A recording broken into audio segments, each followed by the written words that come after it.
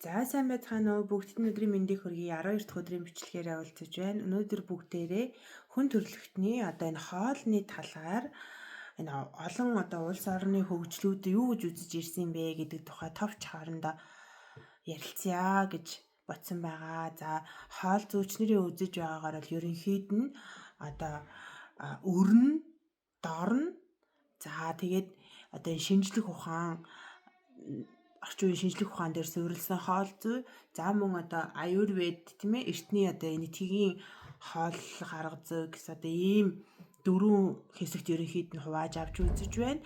За энэ дундаас бол бүгд өөр өөрийн гэсэн онцлогтой. За энэчнээс мэдээж бол аюурведийн хоол зүйн тухай бид бүхэн маань ер нь олон удаа сонсч ирсэн байх тийм ээ. Энэ йогийн ухаан дээр бас маш их яригддаг. Ерөнхий гол суурь нь бол цагаан хоол их иддэг. За тэгээд энэ амтлах мэдрэхүү тийм ээ гашуун, нэсүн, эсэглэн гих мэт тэгээ бадган, шар, хий гэсэн 3 биеийн төлөв дээр авч үздэг ийм хоолны систем байж идэг. За тэгвэл дараагийнх нь болохоор энэ шинжлэх ухаан дээр суурилсан буюу энэ орчин үед уургийн батончиг тийм ээ. За эсвэл ийм шейкч гэдэг юм уу? Ийм эслэгч гэдэг юм уу тийм илүү эмэгтэйчүүдийн даавар эрчүүдийн тэр тестостероныг дэмжих булчингийн фитнесийн уурагч гэдэг юм уу тийм эдгээр зүйлүүд бол ер нь сүүлийн үед техник технологи шинжлэх ухаан дээр суурилж гарч ирээд байгаа.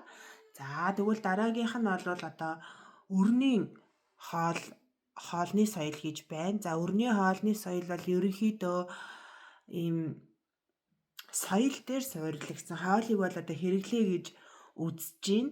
За тэгээд тэр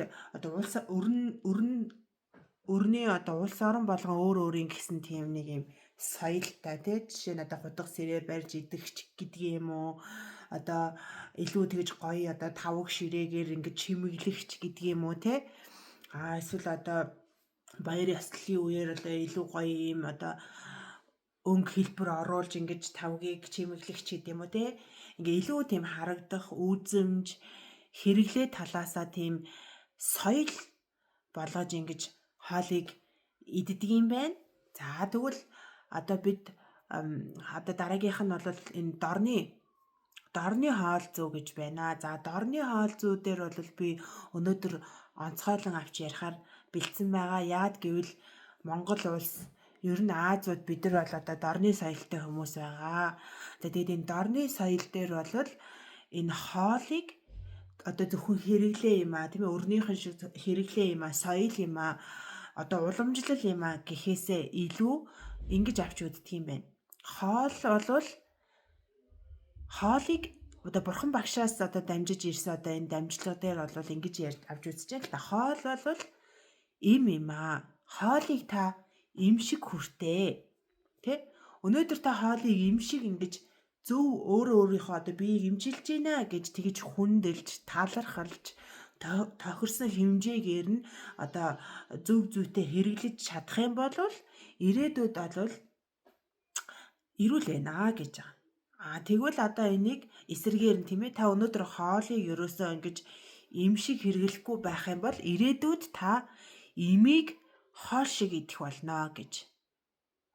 Энэ бол бодтой бид бүхний эргэн тойронд болоод байгаа асуудал байгаа.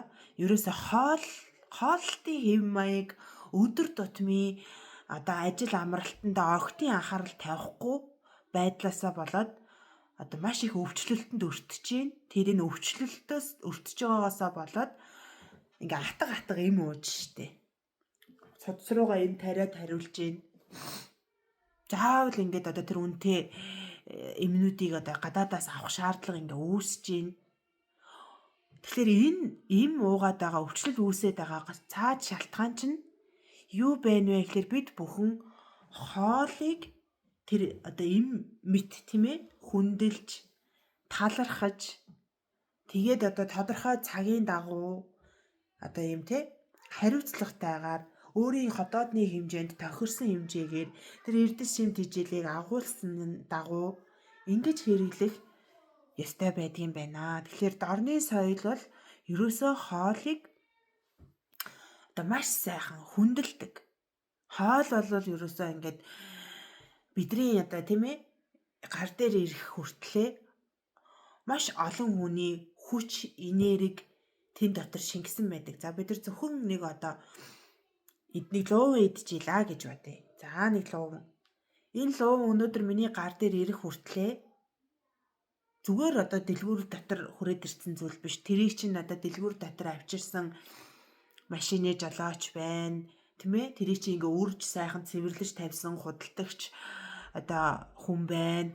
За тэгээд тэрний чинь ард тэр машины жолоочийн ард чинь тэр замын үйлчилгээ тийм ээ? Замыг ингээ хог шорог цэвэрлж байгаа одоо хотын одоо цэвэрлэгээний хүмүүс байна. За тэгээ зам харгуугаар аюулгүй зорчилж байгаа тэр цагдаа нар байна, тийм ээ? За тэгээ тэр зам дээр гарахын өмнө ингээ ухраагаад бид нар бодоод үзэх юм бол тэр лууванг тариалсан тариаламж байна, тийм ээ? Тэр тариаламжийн одоо ажил үүргээ гүйцэтгэхт нь хажууд нь байгаа эхнэр хүүхдүүд нь байна. За тэгээд тэр тариалангийн газар талбай дээр өдөр шөнөгүй ингээд ажиллаж хүч энерги зарцуулж гин. Тэр тариалангийн талбай чинь өөрөө бас одоо тэр лууван ургачихгүй. Тэр лууван ургахын тулд бас нар гарах хэрэгтэй тийм ээ. Нар агаар салхи ус бороо орох хэрэгтэй. Ингээд ерөөсөө тэр нь миний гар дээр ирж байгаа тэр ганцхан луувангийн ард ерөөсөө ингээд бүх хүмүүсийн энэ байгаль ихтлэхий бид нар тэр аяараа хоорондоо холбоотой байдаг.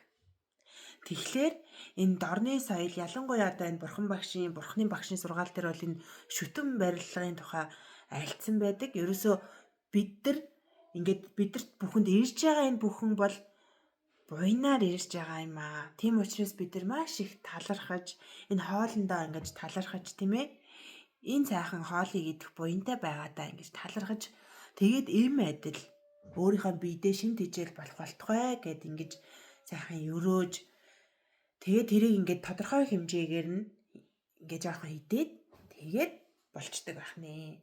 Тэгэхээр бид нар хоолыг одоо им мэд хүртэж талархаж тэрийг одоо хэрэглэж сурцгаая гэж одоо өнөөдрийн бичлэг дээрээ уриалмаар байна.